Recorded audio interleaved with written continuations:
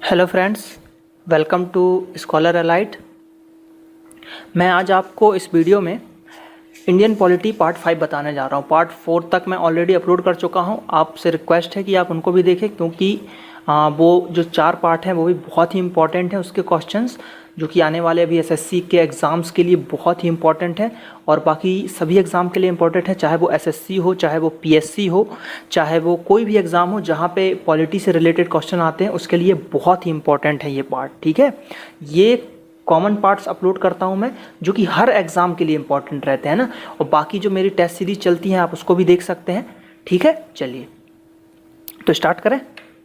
पहला क्वेश्चन देखते हैं कि जो अमेंडमेंट हुआ था, संविधान संशोधन हुआ था 31 नंबर का, कब हुआ था? 1973 में, है ना। उसमें क्या किया गया था, जो लोकसभा थी हमारी, उसकी सीटों को इंक्रीज किया गया था 545 तक। और अभी अगर मैक्सिमम सीट की बात करें तो कितनी है? 552 है ना, 552 है मैक्सिमम सीट। तो ये कितने से कितना कर दिया गया था ना, क्वेश्चन ये पूछ रहा है कि कितना था पहले। तो ये था 525, है ना, ये था आपका 525 से आपका कितना कर दिया गया?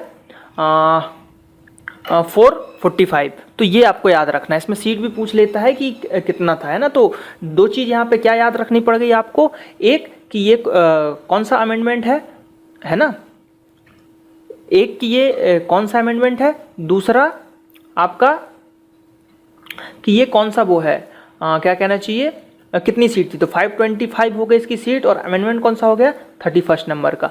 ये आपको याद रखना है, बहुत ही इंपॉर्टेंट है ये चीज़ें। दो चीज़ें जो मैंने बताई हैं ये बहुत ही इंपॉर्टेंट है। चलिए अगला क्वेश्चन देखें क्या है।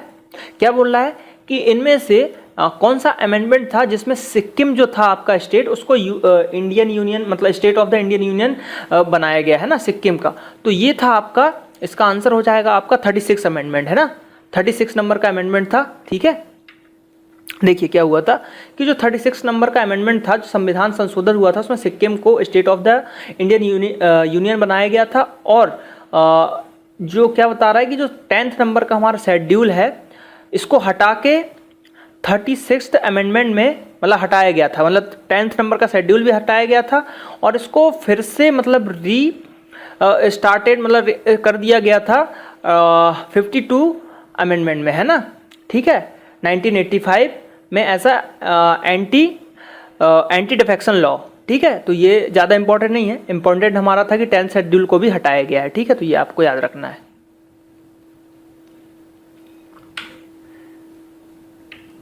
अगला क्वेश्चन देखते हैं क्या बोल रहा है। जो 98 नंबर का अमेंडमेंट था, यानी कि जो 98 नंबर का संविधान संशोधन था, है ना, जो कि act 2012 provided as a social provision for the state of, मतलब किस स्टेट के लिए था ये, है ना, कि किस स्टेट के लिए था? एमपी, आंध्र प्रदेश, कर्नाटका या गुजरात। तो ये था आपका कर्नाटक के लिए। ठीक है, याद रखना है। अगला क्वेश्चन देखते हैं, बहुत ही सिंपल है, मेरे ख्याल से इसका आंसर आपको पता ही होगा, लेकिन फिर भी मैं बता देता हूँ। जो बीजेपी है उसका सिंबल क्या है? कभी कभी इस टाइप के भी क्वेश्चन आ जाते हैं और हमसे नहीं बनते, है ना। तो बीजेपी का सिंबल सबको पता है, कमल का फूल यानी कि लोटस, बताने की जरूरत ही नहीं। अगला क्वेश्चन देखते हैं, नोटा। नोटा क्या है? नोटा जो था, जो हम वोट देते हैं ना इलेक्शन में, जो हम वोट देते हैं, ठीक है, ठीक है, जो हमने वोट दिया, ठीक।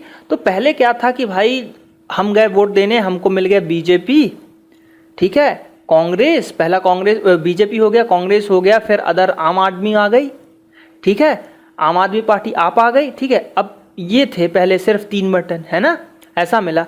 अब गए, आप वोट देने गए, आपने कहा यार हमको बीजेपी भी पसंद नहीं, हमको कांग्रेस भी पसंद नहीं, हमको आप भी पसंद नहीं, ठीक। लेकिन अब आपको वोट तो देना ही है किसी ना किसी को, तो आप फिर किसी को भी रैंडमली, चलो ठीक है बीजेपी की दे देते हैं, ठीक है, मोदी जी की होड़ चल रही है, दे दिया हमने मोदी जी को वोट, ठीक, तो वोट दे दिया। लेकिन अब क्या हो गया है कि अब जब वोट देने जाते हैं तो इसमें हमको एक चौथा ऑप्शन भी मिलता है, जो रहता है नोटा।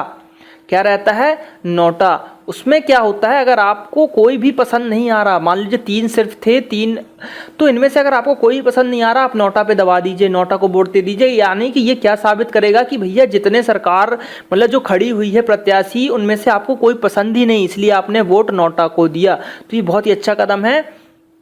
तो ये कब स्टार्ट हुआ था? ये स्टार्ट हुआ है 2013 से, ठीक है। ये याद रखना है आपको कि 2013 से नोटा का कॉन्सेप्ट आया है आपका इलेक्शन में, ठीक है। चलिए अगला क्वेश्चन देखते हैं।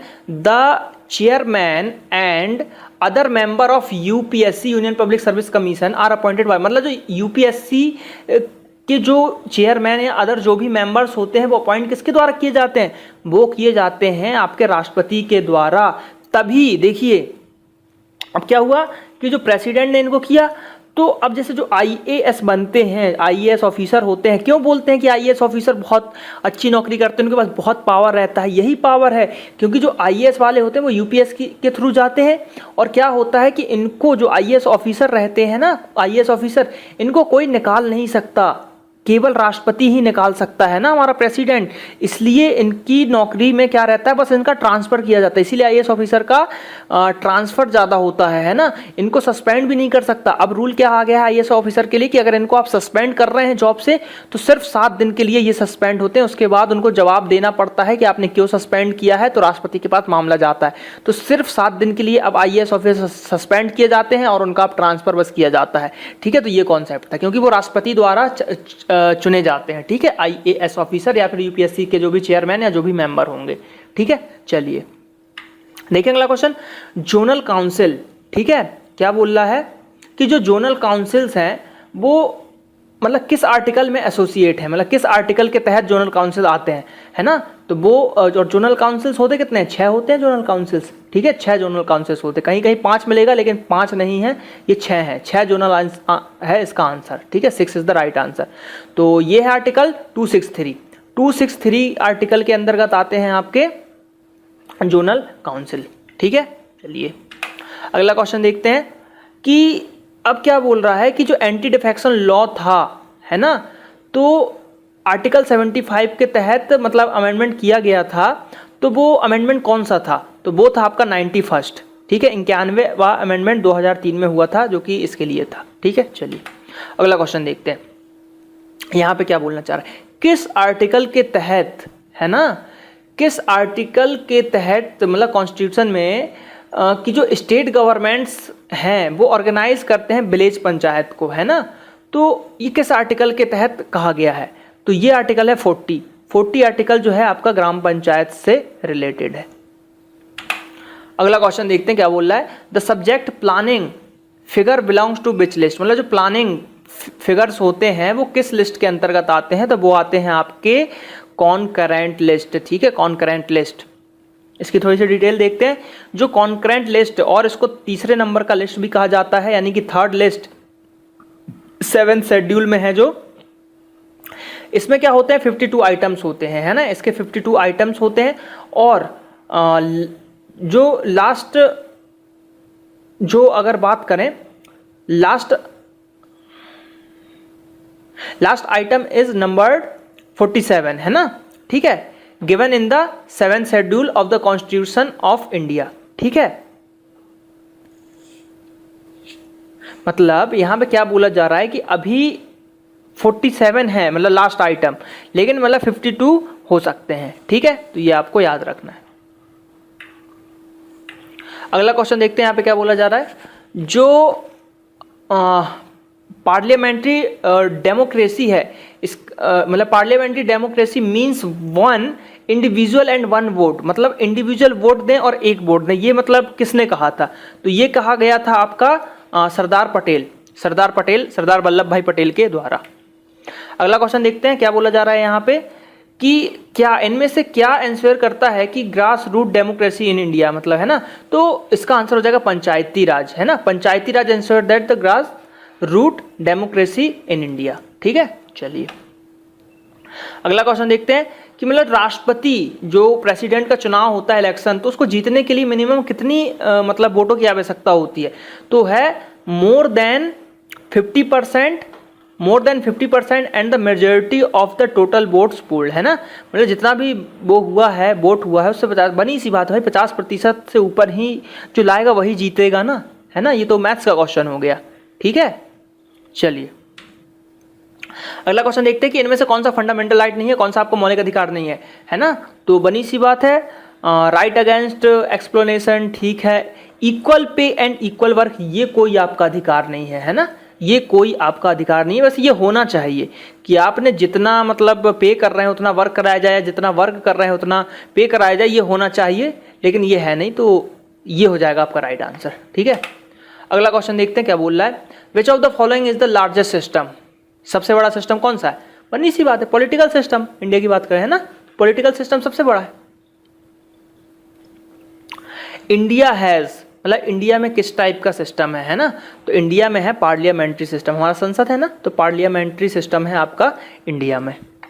ठीक है, अब ये क्वेश्चन क्या बोल रहा है कि the vacancy of the office of the president must be filled with in how many months. मतलब अगर या तो जैसे राष्ट्रपति है, अब उसकी एज हो गई है ना, अब वो रिटायर्ड हो गया, तो रिटायर्ड होने के कितने दिन के अंदर वो पोस्ट भर देनी चाहिए, है ना, भर देनी चाहिए। या फिर जैसे राष्ट्रपति आपके कार्यकाल के दौरान उनकी मतलब मृत्यु हो जाती है, तो है ना, तो उसकी जगह पे तो उपराष्ट्रपति हमारे कर सकते हैं वर्क, है ना। तो ये इसका आंसर है 6 मंथ। क्या है इसका आंसर? है 6 मंथ। मतलब 6 महीने के अंदर राष्ट्रपति की पोस्ट को आपको भरना ही पड़ेगा। आप 6 महीने तक ही उपराष्ट्रपति से काम करा सकते हैं। ठीक है, तो 6 महीने तक आपको राष्ट्रपति का पद भरना ही पड़ेगा। ठीक है, चलिए। As per the article 12 and 35 the fundamental rights are. अब क्या बोल रहा है कि आर्टिकल 12 से 35 जो है, तो फंडामेंटल राइट्स आर मतलब क्या है फंडामेंटल राइट्स। ठीक है, तो ये क्या कर सकते हैं कि फंडामेंटल राइट जो है उसको आप उसमें मतलब वो कर सकते हैं, क्या अमेंडमेंट कर सकते हैं, जो आपके मौलिक अधिकार है उसको आप चेंज कर सकते हैं। जैसे कि यहाँ पे एक फैक्ट बताता हूँ, अब इसको कर सकते हैं। तो जो 44th अमेंडमेंट था आपका, है ना, 44वां संविधान संशोधन, इसमें क्या हुआ था, आपका जो संपत्ति का अधिकार था, क्या था, संपत्ति का जो अधिकार था, है ना, प्रॉपर्टी, संपत्ति यानी प्रॉपर्टी का जो अधिकार था आपका, कैपिटल, है ना, उसका अधिकार, इसको क्या, इसको हटा दिया गया था। ये पहले हमारा फंडामेंटल राइट था, ये पहले हमारा फंडामेंटल राइट था या मौलिक अधिकार था, ये पहले हमारा, है ना, तो ये पहले हमारा मौलिक अधिकार था, लेकिन 44th अमेंडमेंट में इसको हटा दिया गया, है ना, और इसको क्या बना दिया गया, इसको बना दिया गया कानून अधिकार, है ना, कानून का अधिकार, कानूनी अधिकार हो गया ये, है ना। आप इसको मतलब जो आपकी संपत्ति है यानी कि जो आपका घर है, अब वो आपका अधिकार नहीं रहा, अगर सरकार को जरूरत पड़ती है तो वो उसको ले सकती है ना। तो ये इंपॉर्टेंट है। तो यही चीज़ कही गई है कि मतलब इनमें आप चेंज कर सकते हैं मौलिक अधिकार में। सिर्फ आपकी देखिए पूरे मौलिक अधिकार आपके छीने जा सकते हैं, सिर्फ एक अधिकार जो कि है 21, है ना, 21 का ए और 21 मतलब जीवन जीने की स्वतंत्रता, जीवन जीने की स्वतंत्रता, है ना, जीवन जीने की जो स्वतंत्रता है, मतलब आपको जो जीने के लिए बोला जा रहा है, जो आप श्वास ले पा रहे हो, मतलब ये कोई नहीं छीन सकता। कर्फ्यू लग जाएगा, कुछ भी हो जाएगा, लेकिन आप जिंदा रहें, इनकी ये आपका अधिकार रहेगा कि भाई आप घर में हैं लेकिन आप जिंदा रहेंगे, है ना।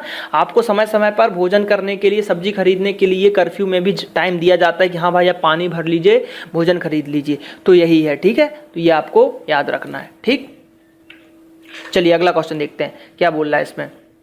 द फंडामेंटल ड्यूटीज आर, मतलब जो आप फंडामेंटल ड्यूटीज हैं तो वो किसके अंतर्गत आते हैं ना, तो ये है आपका आर्टिकल 51 का ए। अगला question, the president rule can be imposed in a state at a first stage, मतलब जो राष्ट्रपति शासन होता है ना, तो पहली बार में कितने महीने के लिए वो लगाया जा सकता है ना, तो इसका आंसर है 6 मंथ, है ना, 6 महीने के लिए ये लगाया जा सकता है आपका राष्ट्रपति शासन। ठीक है, कब लगता है राष्ट्रपति शासन? 356, ठीक है, राष्ट्रपति शासन लगता है आपका आर्टिकल 357 के तहत। और ठीक है, ये हो गया आपका आर्टिकल 356, सॉरी 7 निकल गया, 356।